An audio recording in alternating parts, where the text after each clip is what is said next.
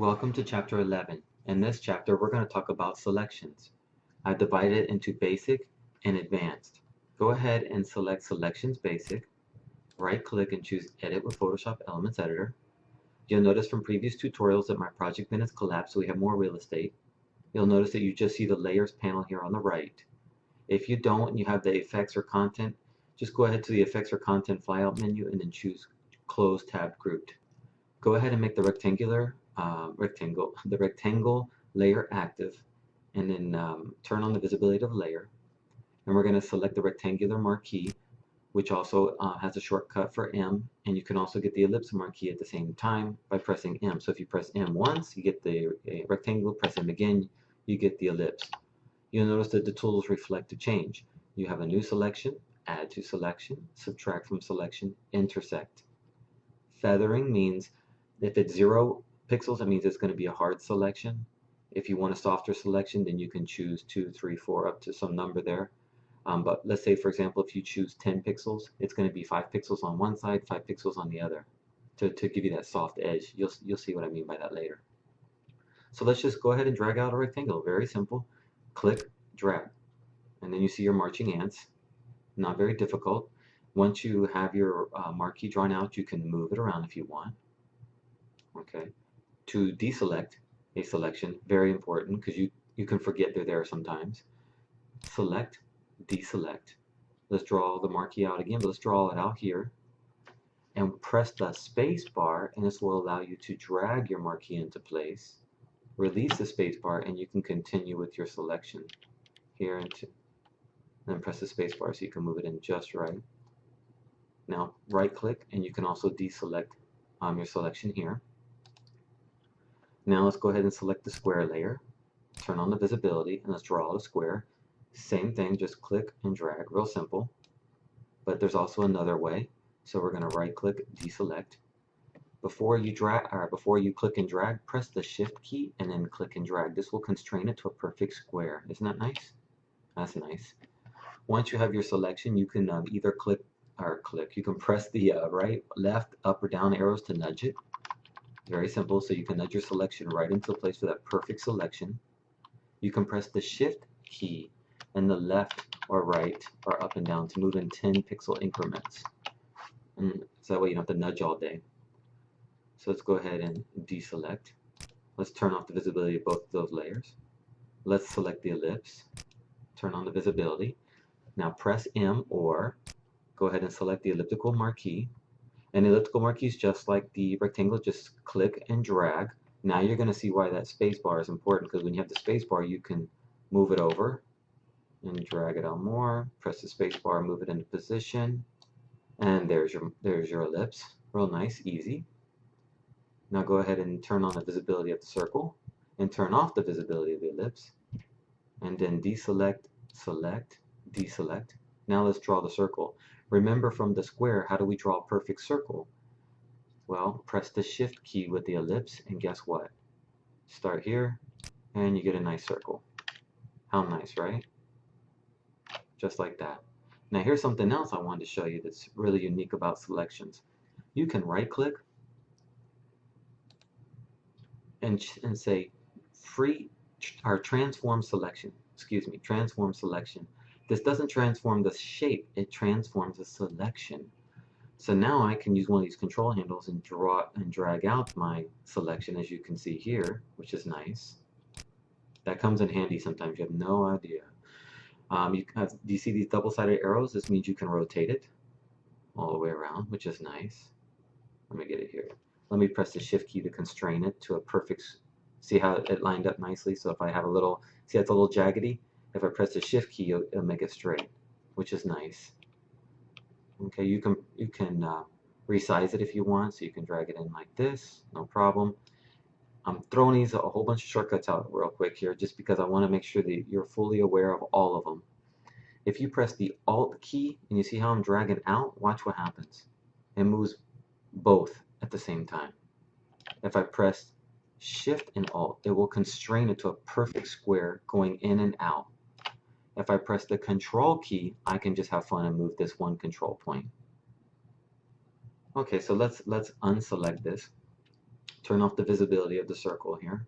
And now let's go select, deselect. Now let's go to the moon layer and make it visible. Now how would you select the moon? Okay, first let me put on new selection. And let me probably use an ellipse because that would make more sense. And let me draw up, add a circle here because it looks like it was a circle, right? Because the moon is, so let me draw this here. I'm using my space bar, I'm resizing it, getting in position. Okay, perfect. So now I have a circle, but I need the moon, so how do I do that? This is where the subtract comes in. Subtract from selection, draw another ellipse. Okay, I'm gonna use my space bar to move it in. Perfect. Okay, now watch when I let go, it's gonna subtract this one from that one and give me just the moon selection. Isn't that nice? So now you can see how the subtract from selection can come in handy. And notice how your crosshair, there's a minus. That tells you your subtract. If I click the add to selection, look at the crosshairs. Now you see it's a plus. So you'll see my crosshairs is with the black, where my crosshairs with the negative. Let me press the shift key. This will make an addition and I can add to the selection. So let me draw out the circle to what I think it would be. So I'm going to press I'm holding the shift key to keep it, pressing the space bar to move it into position here. Okay, and then I'm going to let go of the mouse. This will add to the selection. And then if I want to come with my paint bucket tool, I can paint in a circle. It's not that good of a circle, but just to give you an idea. And then remember, I can always right click and transform the selection to make it even better. So if I press the control, I could move that in. It'd be better to just start all over, but I just want to let you know that you have that possibility. Okay, so go ahead and turn the visibility off of that layer. Control D to deselect. Very good shortcut to know. Very, very, very, very good shortcut to know. Now, how would you select this human? Yes, we can use the ellipse tool, so let's press M for the ellipse. Press the shift key so I can draw a nice circle. Okay, it's great, so we have the circle. Now I need to add to selection, so let me select the add to selection. And now how am I going to draw this part? Well, this is where the polygon tool comes in. So the polygon lasso tool, shortcut L, also has familiar options up here. And basically what it does is you click, see the add sign? Click and then drag. Every time that you click, you can change your point. So you can change, click, change, see? So if I press, then I can change my direction. Press, change the direction. If I'm not happy, press backspace and we'll go all the way back one by one, which is really nice. If you are not happy with your selection, you want to get out of this tool, then you can press the escape tool and that will get you out real quick. Okay, so go ahead, let's go ahead and trace the human here. We'll see how good I can do. Nice, you can nice clean edges. It's really nice. Once you have finished your selection, it'll automatically close it for you. See? Perfect. Minus the head, sorry about that. Press Control D to deselect. Now, turn on the visibility of the umbrella. How would you trace the umbrella? Well, if the polygon lasso tool only does straight edges and these are curved, how can you do that? To use the lasso tool, which is more of a freehand, you just press and you just trace around the umbrella. I know it's not exact, bear with me. It's probably not the tool I would use for this. There's another tool that's even better.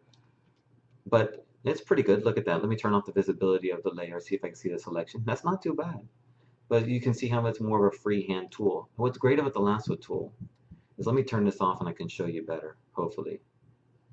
Or let me lower the opacity of the layer here so you can see the selection a little bit better. Okay.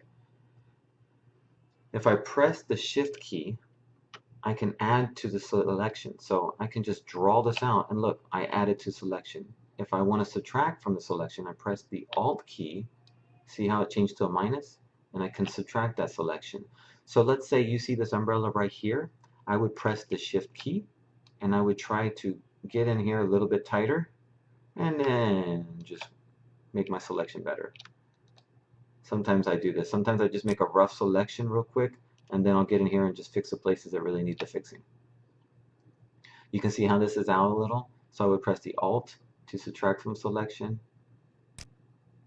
and then subtract. So that way I get a better looking umbrella, except for this part, of course. So let's go ahead and press Control D to deselect. Now let's look at the last one here, which is the bird. So now if you freehand the bird, this can be very time consuming and you can see a lot of mistakes if you're not using a Wacom tablet. You can see, yes, there's some straight edges, but there's some curved. So is there something better than the ones that I've mentioned so far? Well, guess what? Adobe has that covered too. They have the magnetic lasso tool. You have the same options here, the same here, and the width. Set distance from the edge to consider for the path. Okay, so you can adjust the width to 10 pixels or what have you. The contrast, you can set the contrast of the edge to, you can set the contrast of the edge to consider for the path, and you can set the frequency, and I'll explain what that means in a second. So basically, in a magnetic lasso tool, just click and draw, or click and trace. If you don't put any point down, it will automatically place a point down for you. Sometimes I like to click to add extra control points so that it's more concise. And the amount of control points it puts at a frequency of 57. So that's what that 57 means. Decrease it, you get less. Increase it, you get more. It's very simple. If you make a mistake and it goes over, just press the backspace and it'll make you, and you can allow you to go backwards. Okay, so it's just the same as the other selection tool. And you just click and you drag. You could actually go somewhere, come back, and the magnetic lasso tool will still be waiting for you, believe it or not. And it allows you to be just a little bit faster. You can tell that my edge is very defined, so it's going to be easy to trace this. Magnetic tool gets a little difficult when the edge is not too defined, and that's when you sometimes have to put more control points or use another selection or sorts. Okay, now I'm going to turn off the visibility of the layer and see how good we did. Not bad, not bad. Great job, Magnetic Lasso. Selections are an integral part in Photoshop Elements and Photoshop and can allow you to do amazing things that you cannot even begin to imagine.